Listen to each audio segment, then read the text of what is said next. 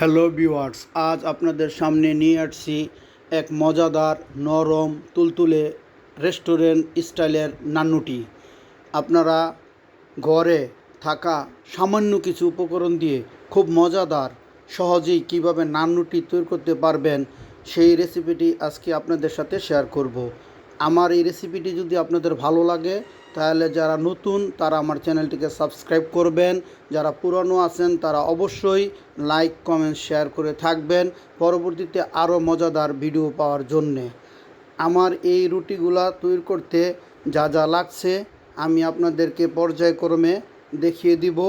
আপনারা অল্প কিছু উপকরণ দিয়ে ঘরেই তৈরি করে নিতে পারবেন রেস্টুরেন্ট স্টাইলের নান্নুটি তৈরি করতে প্রথমেই লাগছে ইস্ট, তারপর লাগবে লবণ, তারপর আমি দিয়ে দেব সয়াবিন তেল, পরিশেষে লাগবে মূল উপকরণ ময়দা।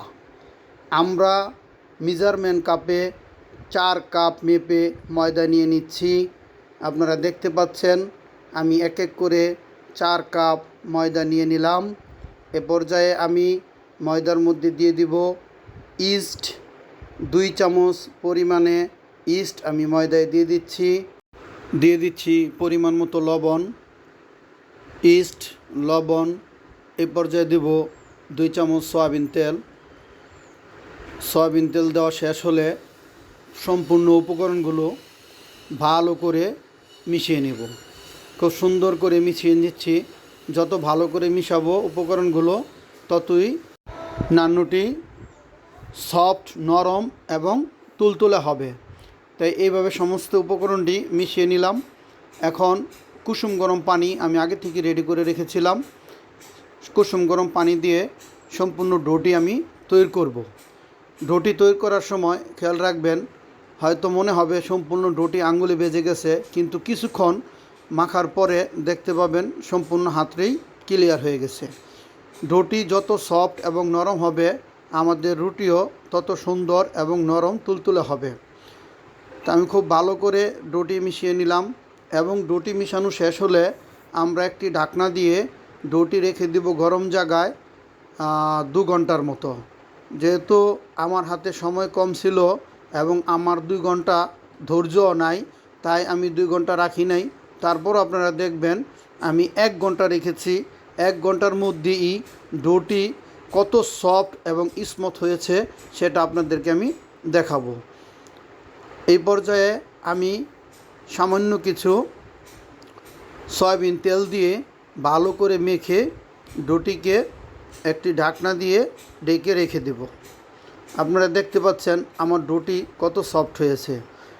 নান্নুটি ঘরে তৈরির যে অভিজ্ঞতা তা আমি যদি নিজে হাতে না করতাম বুঝতে পারতাম না। সবসময় নান্নুটির কথা ভাবলেই দোকানের কথা, রেস্টুরেন্টের কথা মনে আসছে, আর রেস্টুরেন্ট থেকে কিনে নিয়ে নান্নুটি খেতে হয়েছে।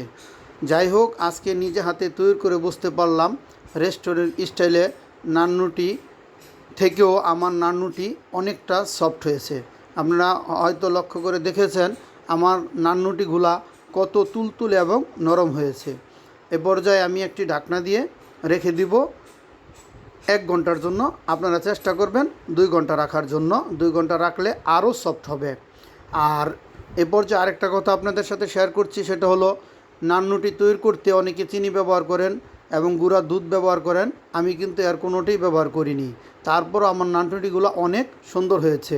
আপনারা চাইলে যদি কারো চিনি খাওয়ার অভ্যাস থাকে তাহলে চিনি ব্যবহার করতে পারেন, গুঁড়া দুধ ব্যবহার করতে পারেন। আমি চিনি পছন্দ করি না, তার জন্য চিনি স্কিপ করেছি। এখন দেখুন আমার ডোটি কত সফট হয়েছে।